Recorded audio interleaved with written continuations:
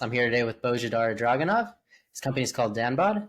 It's a solar energy consulting firm. He's had this for now for 16 years. So you were just telling me the story of how you got into the solar space early. Thank you, Chad. Well, it was family friends who introduced me to this industry back in 2007. They wanted to get in. I was very enthusiastic graduate at that time.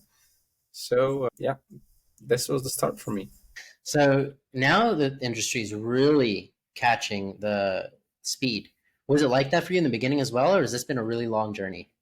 It was a really long journey, as a matter of fact, in Eastern Europe, where I initially started. And at that time, it was very exotic to talk about wind or solar. It was just, I mean, I remember when I went to the banks, they were just having fun with me.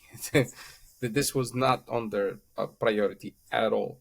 And so it was, it was not easy. No. So now when you go to the bank, so they actually talk to you? Yes, it's different. It's different now. Yeah, but at that time, it was just ah, unheard of. In Eastern Europe, you could. It was different in Germany or in Spain or in the US, but in Eastern Europe, it was just not. There was not even a legislation in place, so it was the equivalent of crazy talk. On this 16-year path, looking back, is there a pivotal moment where you would say, oh, that really was a big change for me, for the business, for my life? Yeah, one pivotal moment that stands out clearly was when I started managing projects, managing the EPC contractors of projects of so those were the power plants of investors, other companies, and I was hired as a project manager to be in charge of the construction, and that was pivotal. I Even though I at that time I had already 5 or 6 years of experience developing projects and trying to assist the acquisition of projects, but I I did not really fully grasp what it takes to build let's say a 60 megawatt project. That is a few square kilometers of land, and this was a pivotal moment. So nowadays, when you come in, are you actually going out and advising on the whole install and build, or is it more a strategy only? Oh, I do go to the site. Yeah, so strategy and build also. I'm consulting different companies before they even get the idea for solar PV, and all the way until actually the PV plant is a fact, and maybe they want to sell it to another entity. So I because of the different seats at the table that I've changed over the years, I just happen to have an aspect to relate to throughout the value chain. Can you tell our listeners what actually is solar PV? Yes.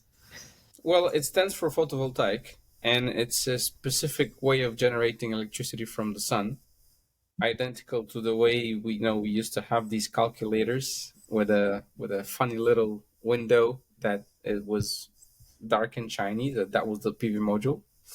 And solar PV denotes that the way you generate your electricity is by exposing the PV module to the sunlight, and directly you get electricity.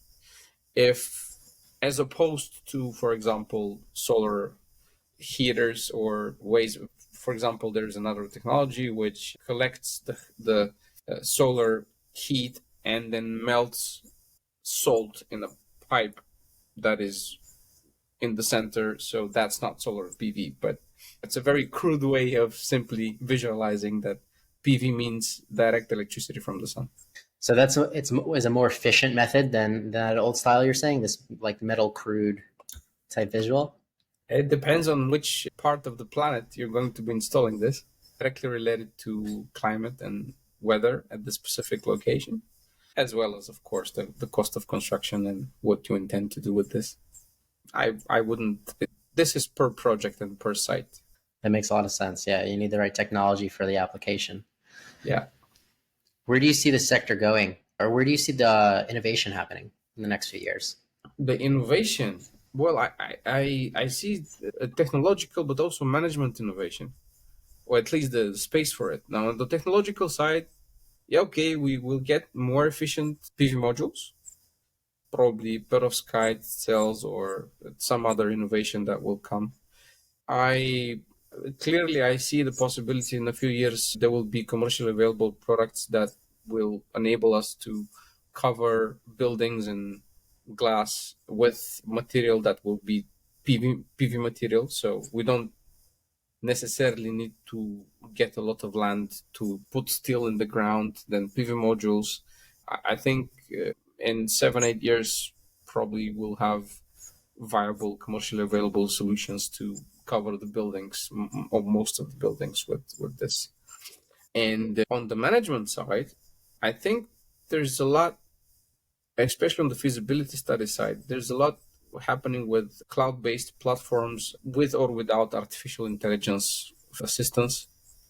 There's just a lot of that will be automated. I think you will very soon be able to pick a piece of land on any part of the planet, and the software will automatically and fairly quickly give you how much electricity you can make off of with what type of technology, maybe help you pick the best balance between investment cost and return.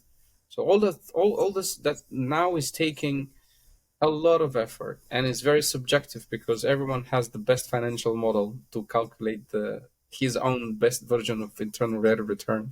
I think all of this will very soon, maybe as soon as next year, judging but what's happening with AI now, it could be very soon. So are we going to see every building just covered in solar cells now until eventually? I believe the reason to believe that is because of the technological trend and the push. Definitely building integrated PV or BIPV is it's just a matter of time, and it's not going to be a long time. Yeah, that would be an interesting world to see everything covered in solar panels, but I'm sure it'll be more seamless looking than some Yes, traditional unit. we will not even know. It will be just paint that won't even look like anything other than the ordinary, but it will be generating electricity. That's very interesting. What would be your advice to new entrepreneurs or young people trying to get into energy? Trying to get into energy, well, it's a growing sector. This is where opportunity is. If you have sufficient amount of passion and resilience, just like with anything else, it's a good time to get in. It's a good time to get in. So there's a lot of demand. There's a market pool. So if you have a skill set or a product that could clearly be part of the value chain, go ahead and advertise it. People will, there is a lot of demand. So if you can do designs, if you can do layouts, if you can advise or supervise the construction process, that's that. Or if you can help find projects for developers, if you have knowledge about any of the components, PV modules, steel structure, inverters, anything that you can do to save time for people in the industry will be recognized immediately. It's really good to know. Those are some great tips. If any of our listeners wanted to get in touch with you or your company for your services, how could they do so? My website, danbod.dk, so danbodd.dk.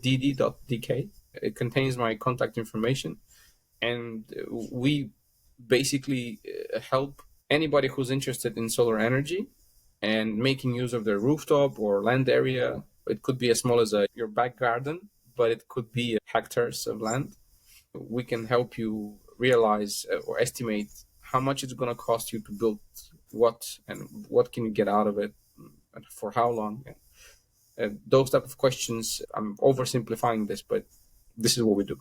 Well, thank you, Bozhidar, for coming on the show. And thank you, everybody, for listening to another episode of Failing to Success. I'm your host, Chad Galecki with Cosmic Design and Development. Make sure to subscribe, and we'll see you next time.